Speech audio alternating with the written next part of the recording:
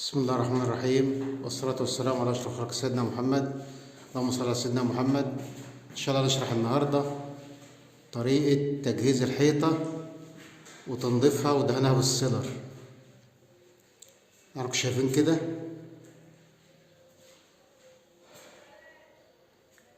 الحيطة راكب فيها جبس، هنبدأ ننضفه بقى. هنبدأ نجيب بقى كف قديم ونبدأ بقى ننزل الجبس اللي على الحيطة والرملة الخشنة بالطريقة دي كده.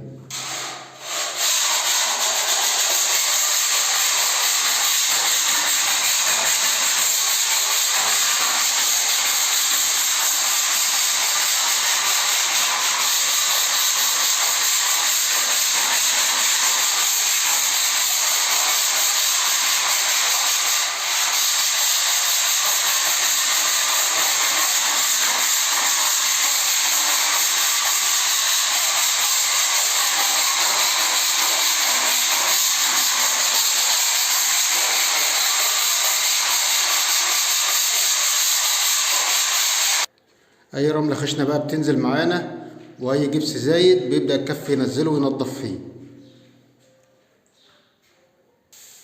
بعد كده بقى بنجيب مقشة ونبدأ بقى ننضف الترابة من على الحيطة زي ما انتم شايفين كده.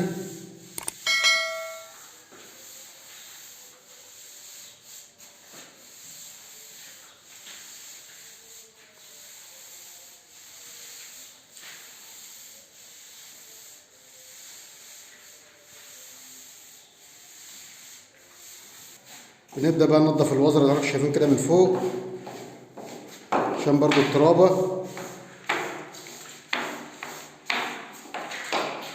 نفس الطريقة كده.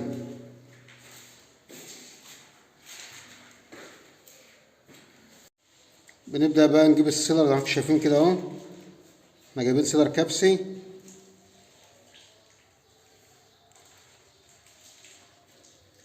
ونبدأ بقى نخفه بمتوسط مثلا لترين ل3 لتر مية.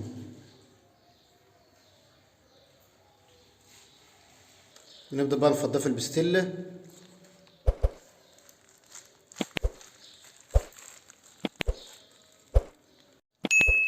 زي ما قلنا بقى. بنحط متوسط لترين ل3 لتر مية. عايز تزودها شوية عن 3 لتر مفيش مشاكل، بس كده لو عايزها خفيفة يعني. نبدأ بقى تقلب بيدك عادي او بالدريل زي ما تحب يعني، بس زي ما قلنا احنا بنقلب بايدينا عشان بنقلب من تحت كويس ونبدأ نفرول السيلر كويس زيه زي البلاستيك كده.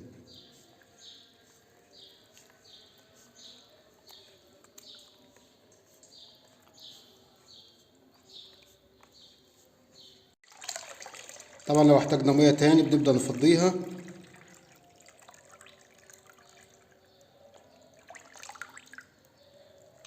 ونبدأ نقلب بقى.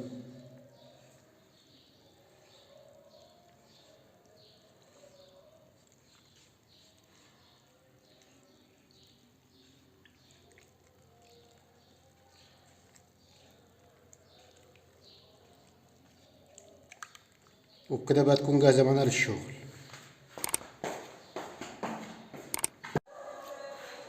نبدأ بقى نشتغل زي ما انتم شايفين كده. بعد ما جهزنا البوهية نبدأ بقى نفرد السيلر بتاعنا.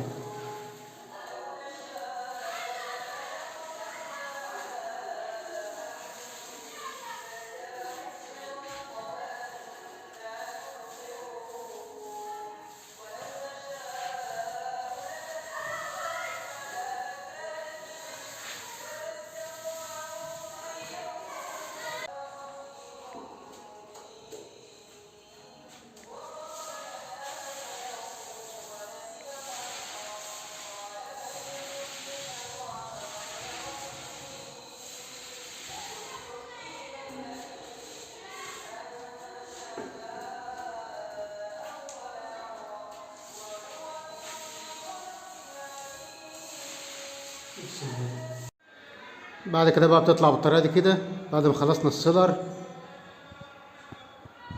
طبعا السيلر بينضف الحيطة وبيغسلها من أي ترابة ورايش وبيثبت الرملة. تيجي تشتغل بقى السكينة الأولى على النظافة.